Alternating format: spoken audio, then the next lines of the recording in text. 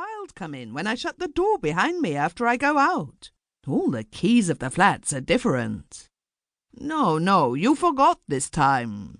But my back is aching, and up my legs also. Besides, who knows what it may have fingered and upset? Look and see." "Nothing is fingered. Nothing is upset," Anna replied, as she took the inhaler from its paper box. "Yes, there is. Now I remember all about it. Put that white thing with the open edge, the lace, I mean, quite straight on that." She pointed.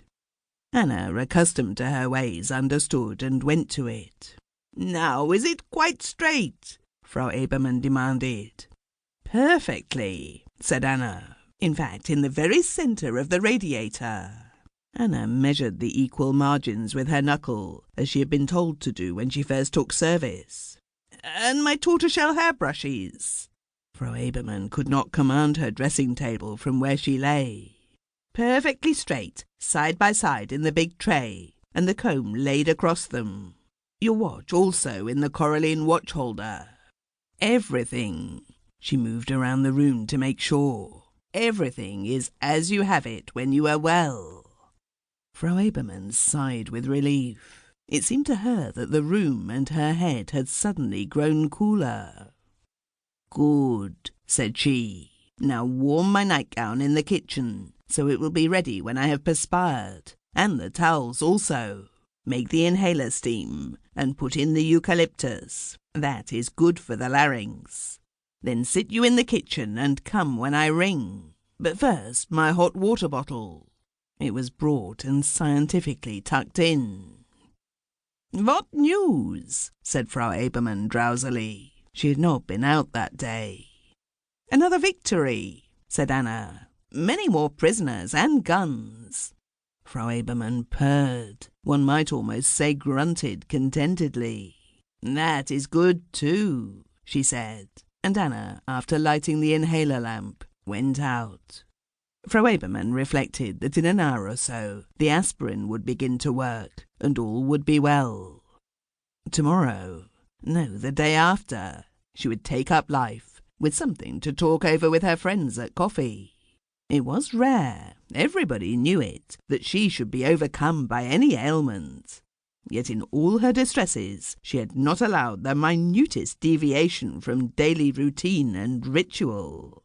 She would tell her friends, she ran over their names one by one, exactly what measures she had taken against the lace cover on the radiator top, and in regard to her 2 tortoiseshell hairbrushes and the comb at right angles.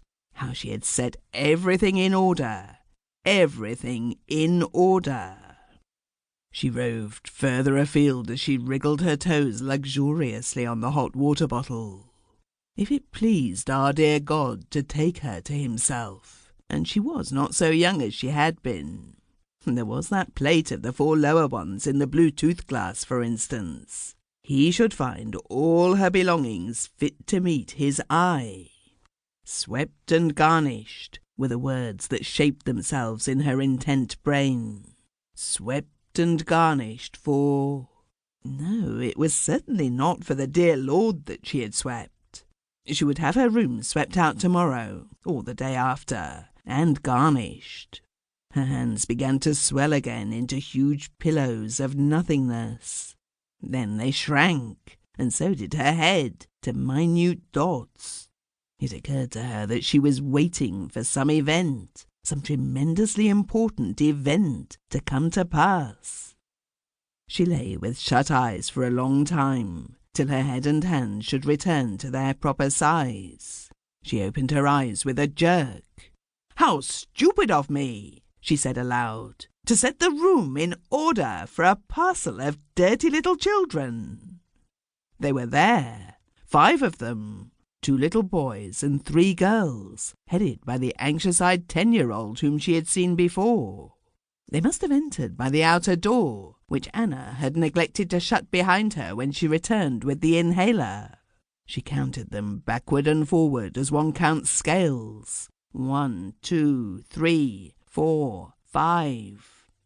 They took no notice of her, but hung about, first on one foot, then on the other.